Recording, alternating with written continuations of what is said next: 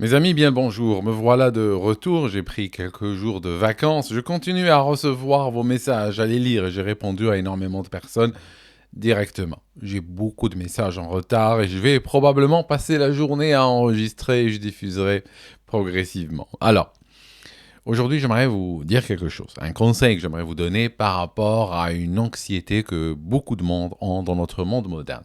C'est l'anxiété médicale qui découle du googlage parfois compulsif du moindre symptôme. Et le problème est le suivant, c'est que quand on google des symptômes, les symptômes, vous savez, ce n'est pas vraiment spécifique. On peut avoir un symptôme, il peut correspondre à 500 maladies différentes. C'est pour ça que les médecins, quand on va chez eux, ils ne se contentent pas uniquement des symptômes, mais en général, ils vont faire des analyses de sang, de l'imagerie, tout ça pour essayer de différencier. D'accord ?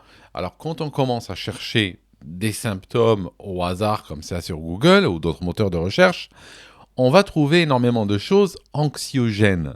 Mais alors pourquoi anxiogènes ? Il y a une raison, je vous raconte. C'est que les moteurs de recherche, comme tous les sites web d'ailleurs, ils veulent quoi ? Ils veulent que les gens restent chez eux. Ils veulent en quelque sorte de l'audimat. Ça signifie que j'ai été webmaster de nombreux sites web. Et c'est quoi le premier devoir de chaque webmaster ?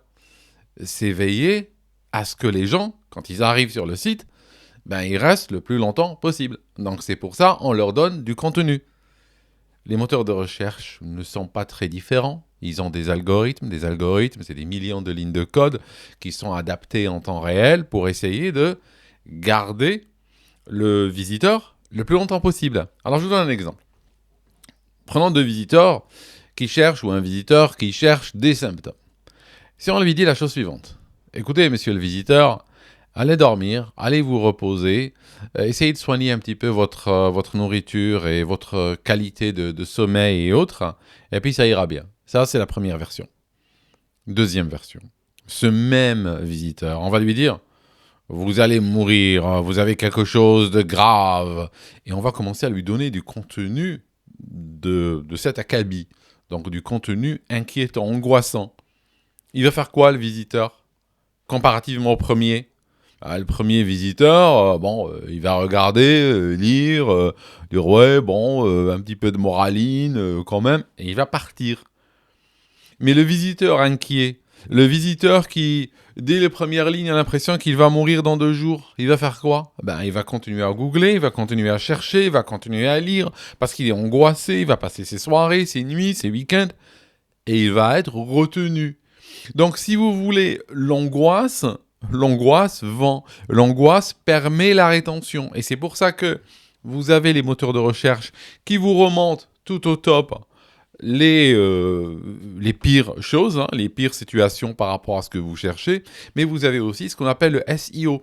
Le SEO, c'est l'optimisation par rapport aux moteurs de recherche. Donc on a les gens qui sont derrière les sites qui vont eux aussi chercher, voir un peu ce que les gens sont en train de vouloir trouver en ligne, et puis ils vont optimiser leur site web pour qu'ils sortent en top.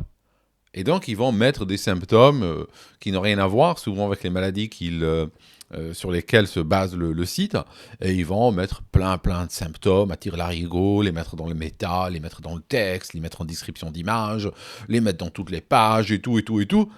Et comme ça, un maximum de gens qui cherchent genre fièvre ou douleur lombaire, douleur en haut du dos, machin, tombent sur leur site. Et à ce moment-là, vous n'êtes plus vraiment dans un contenu qui n'est pas biaisé. Vous n'êtes pas en train de chercher l'information de manière qui vous est présentée de manière neutre, mais l'information vous est présentée de manière extrêmement biaisée, extrêmement tordue. D'accord ? Je vous donne un exemple. J'avais un ami, ça n'a rien à voir avec la médecine. J'avais un ami, il vendait des batteries de cuisine. C'était de grosses batteries de cuisine. Bon, c'était fait en fonte, avec du couvercle très lourd et tout ça. C'était joli. Il avait toute la collection de marmites, toute la collection de casseroles et tout ça. Et c'était une collection qui valait plusieurs milliers d'euros. Il y avait beaucoup d'argent derrière. Et puis, il y avait bien sûr une offre de crédit derrière et tout ça. Quand il allait vers la ménagère, pour lui vendre, c'est quoi ses arguments ?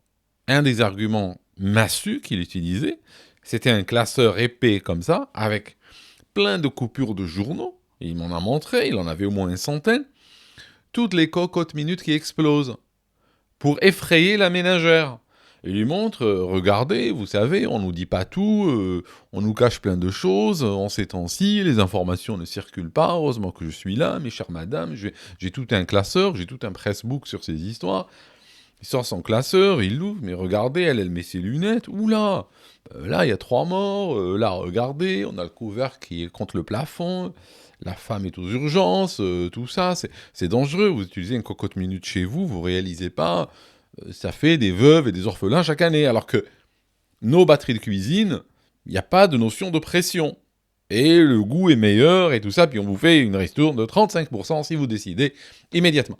Donc, vous avez compris, la peur fait vendre. Et moi, je peux vous dire un truc. J'en ai discuté, et même avec mon médecin traitant l'année dernière.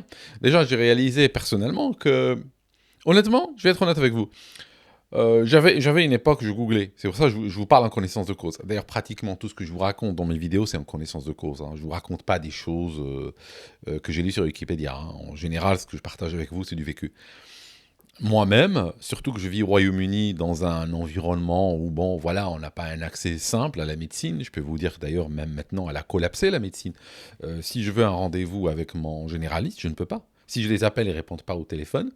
Et puis, si je regarde en ligne, il y a un répondeur qui me dit « Allez vous prendre un rendez-vous en ligne », et en ligne, ils disent « Il n'y a pas de rendez-vous ». Alors, quand je vous dis « Il n'y a pas de rendez-vous », juste pour qu'on soit clair, parce que je sais qu'il y a des gens qui me regardent de Suisse, de France et tout, qui ne réalisent pas la profondeur de la problématique au Royaume-Uni, il ne s'agit pas qu'il n'y a pas de rendez-vous cette semaine ou qu'il n'y a pas de rendez-vous demain. Il n'y a pas de rendez-vous du tout, dans l'absolu. Ça veut dire qu'il n'y a pas de rendez-vous, vous pouvez pas, il n'y a pas, c'est tout. Même si je veux un rendez-vous dans 6 mois ou dans 5 mois, dans un an, il n'y a pas. Le système ne me permet pas de le faire. D'accord? Juste pour vous donner une idée. Donc, j'étais assez porté sur l'automédication et sur justement le googlage.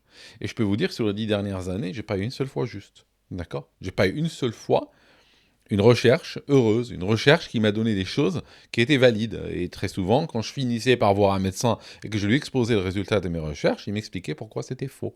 D'accord? Et au final, j'ai compris que ce qu'on sert dans les sites internet à droite à gauche, eh bien, ça ne vaut strictement rien.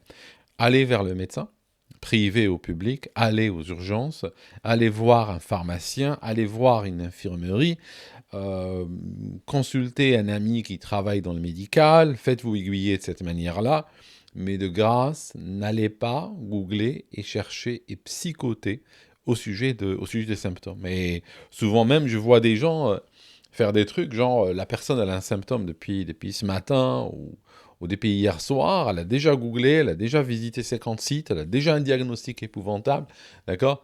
Pour des douleurs qui, par exemple, vont disparaître demain, et puis on ne sait plus pourquoi elles étaient là. Hein. C'était juste le corps qui envoyait une alarme, ok? Faites très attention à ce genre de choses.